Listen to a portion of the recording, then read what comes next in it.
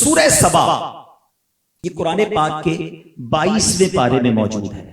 اب سبا کیا ہے؟ سبا عرب کے ایک قبیلہ ہے۔ اس قوم کی بستی یمن میں شہر صنعاء سے 6 میل کی دوری پر واقع تھی۔ اس کی آبادی اور آب و ہوا، آج لوگ کہتے ہیں نا کہ جناب فلاں ملک بڑا کلیئر ہے، اس کی ایئر کوالٹی بہت اچھی ہے، سوئٹزرلینڈ کی مثال دی جاتی ہے، پاکستان کے ناردرن ایریاز کی مثال دی جاتی ہے۔ آج میں آپ کو اس بستی کی آب و ہوا کے بارے میں بتانے جا رہا ہوں جس کا ذکر قرآن میں موجود ہے، اور رب عز و جل نے بیان کیا اس کی آب و ہوا کا حال یہ تھا، اس پوری ہوا کے اندر ایک مچھر نہیں تھا، ایک مکھی نہیں تھی، ایک پسو، کھٹمل، سانپ اور بچھو نہیں تھا، ٹوٹلی کلیئر لینڈ۔ اور اللہ اکبر، موسم کیسا تھا؟ نہایت معتدل، ماڈریٹ، نہ زیادہ سردی ہوتی تھی نہ زیادہ گرمی ہوتی تھی۔ اس کی ہوا کی پاکیزگی کا عالم یہ تھا کہ مفسرین قرآن لکھتے ہیں کہ جب کوئی دوسرے علاقے کا بندہ اس فضا سے گزرتا تھا، اگر اس کے جسم یا اس کے کپڑوں پر جوئیں ہوتی تھی تو وہ بھی مر جاتی تھی، یعنی اس کی بیماریاں دور ہو جاتی تھی جو اس ایئر سے پاس آن کرتا تھا۔ ٹرائی ٹو انڈرسٹینڈ وہ کیسی جگہ ہوگی۔ فرمایا کہ باغات کیسے تھے، کثیر پھل آتے تھے، جب کوئی شخص ٹوکرا سر پہ لے کر ان باغات سے گزرتا تھا تو قسم قسم کے پھلوں سے وہ ٹوکرا خود ہی بھر جایا کرتا تھا۔ اتنے پھل پک کر گرتے تھے کہ وہ ٹوکرا جو ہے پھلوں سے خود ہی بھر جاتا تھا۔ اللہ اکبر، یہ قوم بڑی خوشحال، بہت ویل آف، اتنا زبردست ملک ان کو مل گیا تھا، بڑے پیسے، بڑا مال و دولت، every thing is very good, بڑی زبردست لائف گزر رہی تھی۔ اب کیا ہوا؟ خوشحالی نے، آسانی نے، نعمتوں کی فراوانی نے اس قوم کو سرکش بنا دیا۔ وہ قوم اب متکبر ہونے لگی، ان کو یہ فیل ہونے لگا کہ یہ سب کچھ ہمارا ہے۔ اب اللہ کریم نے اس قوم کی ہدایت کے لیے 1 2 نہیں 13 انبیاء بھیجے، ایک کے بعد ایک نبی علیہ السلام جاتے رہے اور اس قوم کو اللہ کی طرف بلاتے رہے، انہیں سمجھاتے رہے، مگر وہ قوم جو ہے سرکشی کرتی رہی، نبیوں کو جھٹلانے لگی، اللہ کے عذاب سے انہیں ڈرایا گیا، مگر وہ قوم ماننے کے لیے تیار نہ ہوئی۔ اس قوم کا ایک سردار تھا جس کا نام تھا حماد۔ مفسرین نے لکھا کہ وہ اتنا متکبر اور سرکش آدمی تھا کہ جب اس کے بیٹے کا انتقال ہوا نا تو اس نے آسمان کی طرف تھوکا اور اپنے کفر کا اعلان کر دیا، اللہ سے بغاوت کا اعلان کر دیا، اور اعلانیہ لوگوں کو کفر کی دعوت دیتا کہ رب کو نہ مانو، اور جو کفر نہ کرتا وہ اسے قتل کر دیتا۔ اور اب جو انبیاء آتے نا ان کو گستاخی کر کے وہ کہتا آپ اپنے اللہ سے کہہ دیجئے ہماری نعمتوں کو چھین سکتا ہے تو چھین کر بتا دے، اپنا عذاب بھیج سکتا ہے تو بھیج کر بتائے، ہم اب تمہارے رب کو نہیں مانتے۔ اللہ اکبر، میرے بیچ اسلامی بھائیوں، یہ وہ قوم تھی جس کی مثال دی جاتی تھی، جس کے باغات اور جس کی خوشحالی کی دنیا پر بھی ایگزامپل دی جاتی تھی۔ ان کو بار بار سمجھایا گیا نہ مانے، کفر پر ڈٹے رہے، یہ سمجھتے تھے کہ سب کچھ ہم نے کیا ہے، اللہ کی طرف سے کچھ نہیں ہوتا۔ معاذ اللہ، جب ان کو سیلاب بھیجا گیا، اب سوال یہ ہے کہ جب یہ قوم اتنی ویل آف تھی تو انہوں نے اپنی پروٹیکشن کے تو بڑے کام کیے ہوں گے، سیلاب کیسے آیا؟ اچھا مزے کی بات ہے وہاں کوئی سمندر نہیں تھا، اس قوم نے اپنے لیے ڈیم بنائے تھے، ملکہ بلقیس کا یہ علاقہ تھا، تو اس نے کیا کیا، 2 پہاڑوں کے بیچ میں اوپر نیچے 3 تالاب بنا دیے تاکہ پانی سٹور ہو اور پورا سال باغوں کو پانی ملتا رہے اور پانی کی کمی نہ ہو۔ اب اللہ کریم نے اپنی قدرت کا نظارہ کیسے دکھایا ذرا سمجھیے گا۔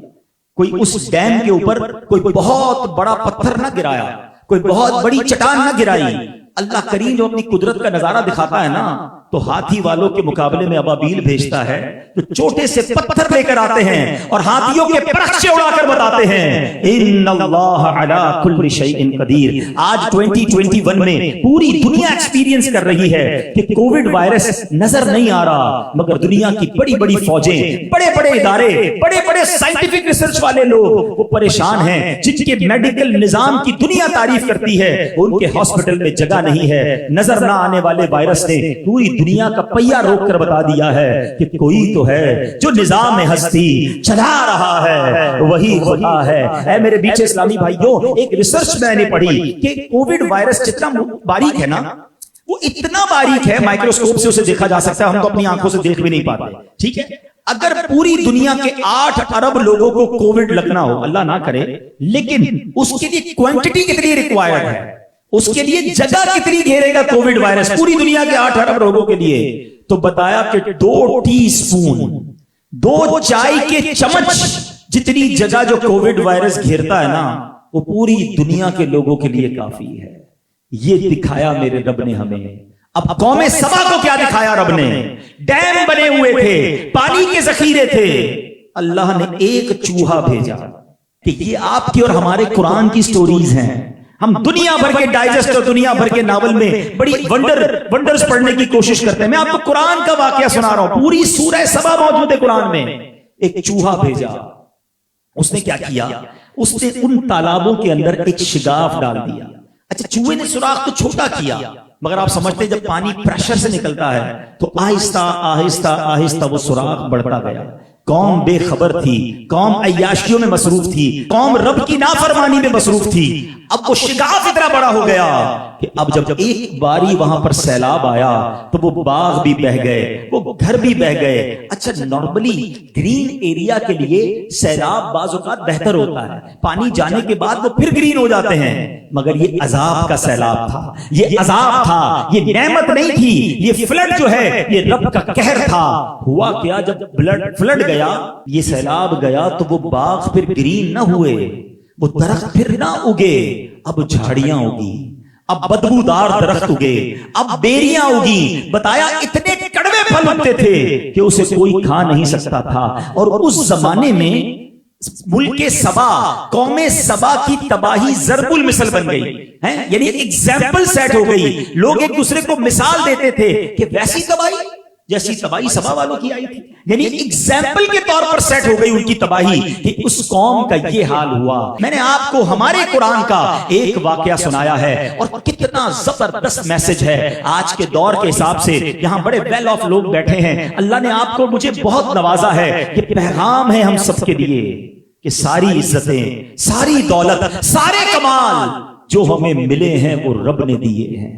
کبھی یہ نہ سمجھنا یہ میرا ہے، کبھی یہ نہ سمجھنا یہ میں نے کیا ہے، ورنہ وہ رب جب چاہے وہ واپس لے سکتا ہے. وہ جب چاہے ہماری نعمتوں کو واپس لے سکتا ہے. یہاں پرابلم یہ ہو گیا ہے میرے بیچ اسلامی بھائیوں کہ جب تک بندہ کمزور ہوتا ہے وہ اللہ سے مانگتا بھی ہے، گر گڑاتا بھی ہے. غریب ہوتا ہے تو کہتا ہے یا اللہ مال دے دے، بیمار ہوتا ہے تو کہتا ہے یا اللہ شفا دے دے، کمزور ہوتا ہے تو کہتا ہے یا اللہ طاقت دے دے، کوئی جانتا نہیں تو کہتا ہے یا اللہ شہرت دے دے.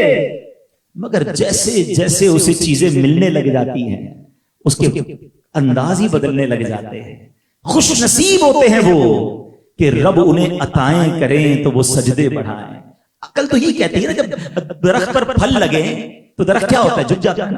پھلدار درخت آپ کو ہمیشہ ڈاؤن ٹو ارتھ نظر آئے گا، جھکا ہوا لگے کہ پھل لگے ہوئے ہیں.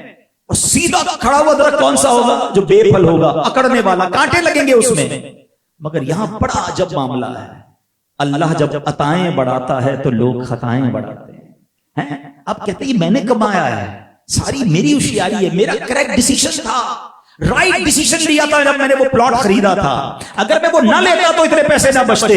بالکل کریکٹ ڈیسیژن تھا، میں نے وہ آئٹم شروع کی تھی. ارے میں نے فیصلہ کیا تھا کہ اس دور میں یہ کام شروع کرنا ہے، اس ایریا میں بلڈنگ بنانی ہے. میرا وہ ڈیسیژن تھا، میں نے سوچا اور میں اتنا آگے بڑھ گیا.